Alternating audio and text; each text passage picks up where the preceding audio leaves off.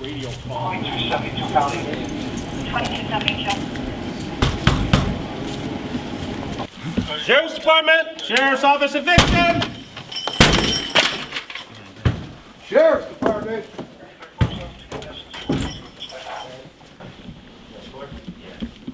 Clear back there. I'm witnessing people being put into a horrible situation, horrific trauma being put upon them, and they've done nothing wrong.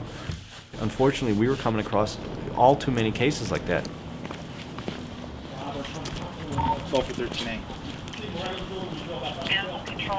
Across the board, if you talk to anybody, the most difficult thing we do are the evictions, because it is something where you're coming in contact with a lot of people who are down on their luck. People have a lot of different issues. The two most difficult ones we experience are when there's children involved, which is quite often, or when it's seniors. And I've gone out on a lot of these that I've seen in some of these homes where it's a senior living alone. They have no relatives in the near area. And when I've gone into the house, there's mail just stacked all over the place that hasn't been opened. And in quite a few cases, you can see that the individual has some type of issue, of whether it's a issue with a mental health issue, whatever it may be, and you can go from one end of the spectrum to the other. There's something there that with the right people involved that you could probably mitigate the situation. So I could figure out if I have dates of birth of an individual and I see that someone is 60, 70 years old, I can get that to the Department of Aging. Within the 2-week window, 6-week window, they'll have someone out the door. They'll see if there's services they can provide, see if they can help. I wasn't able to get any of that information. I didn't get the legislation passed. I wasn't able to get voluntary cooperation. Between the seniors and the children, it's really gut-wrenching stuff. They're out there standing by their property with very little help.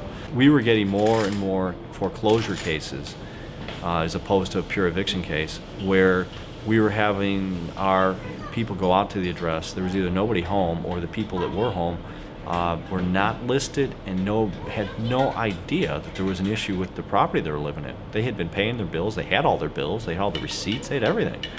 The place they were living in was meticulously taken care of. Gorgeous lawns. The apartments were, you could eat off the floor. And here we are out there knocking on the door saying, "You got to go." Out in Albany Park, it was really somewhat of the poster child for what was going on here. They're just hard-working people that love their families. And for them to go through this, it's really a shame. The landlord defrauded. He committed fraud. He converted the units to condos, which he never told the tenants he did that. He secured loans from 7 different banks and then fled the country. And the tenants had no idea what happened until they received their first eviction notice. What do you think if you come from work really tired, pick up your daughter, pick up your kid from school, and when you get home, you see all your belongings, all your furniture up on the street, up on the curb? Do you feel good? Even though you've been paying your rent, you never did anything wrong? It's not fair. We decided to stay, and we are right here. I don't know for how long.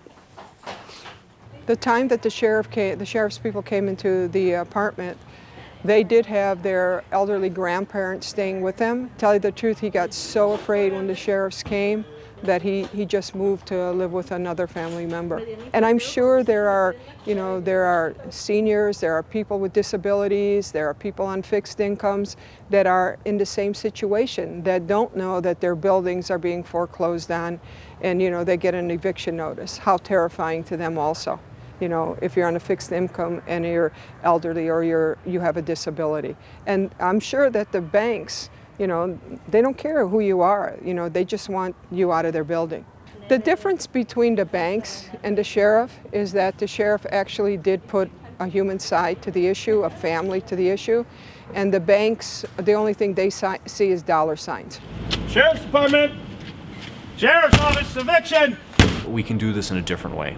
We're going to require more information on the front end from landlords and from banks and the like, as far as who exactly is in the house and ages and things like that. We're talking about real people here. We're not talking about some fictitious group of people who are in a bad way. These are all people working. They're paying their taxes. They're doing everything right, and these are not, people who are destitute. These are middle-income people that this is happening to. There is a humane, enlightened way to do these things.